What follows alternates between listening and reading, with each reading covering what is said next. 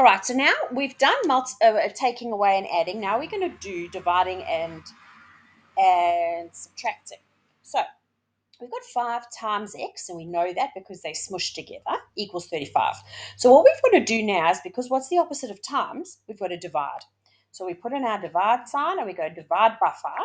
So that 5 gets crossed out, and we're left with x, which is exactly what we want. We've isolated it, and then 35 divided by 5 will give us 7. All right, so now we look at this one. This is x divided by -6. Now, what is the opposite of divide? Is times, because the x is divided, so we want to get that x on its own, and we want to get rid of that. We're going to do the opposite. So we've got to times it by -6, and then we've got to times the 12 by -6. So if we go times by -6, we're crossing that out, so we're left with our x, and -6 times 12 will give us -72.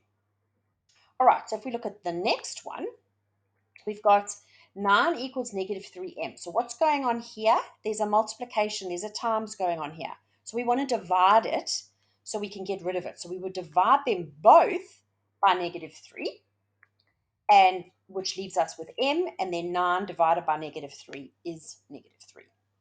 In this instance, we've got y divided by -4. So we need to times it. Y divided by 4. We've got to times it by 4. So we would go times by 4 times by 4, and that gives us -32. All right, let me show you a few more. Oh, acceptable answers. So this is important. 4k is equal, -4k is equal to 14. So we look at this and we go, okay, well, I've got its times together, so I've got to divide it by -4. So you divide by -4, beautiful, and you get rid of your 4, so you've got k is equal to -4 over 14. You can't leave it like that, okay? So now you've got to say, how many times does 4 go into 14? And they've got to be fully reduced, it goes down to 7 over 2, because you've brought those as low as you can. How many times does 2 go into 7? Well, 2 goes into 6 3 times, 3.5. So -3.5 is what your final answer is, okay? So if you get an improper fraction, nothing improper about an improper fraction. Bring it back. We need it to be a whole number.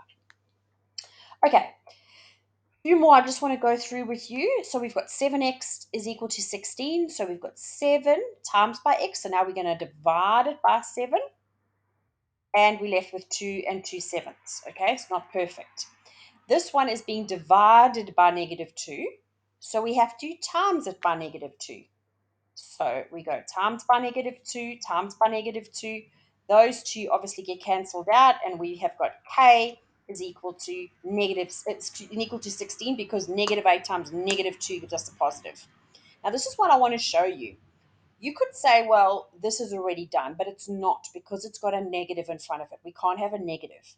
So actually, what number is missing over here is actually a 1, because we don't show it.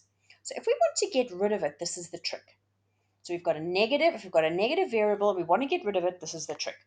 We divide it by -1, because we know that there is a -1 there. So if the -1 and the -1 will cross each other out, becomes m on its own, and 9 divided by -1 will give us -9. So therefore our answer is -9. Okay, we'll do one more. Y divided by -4. So now we've got to times by -4. There you go, cross it out. Y is equal to -28. All right, guys, that's it. I want you to try some.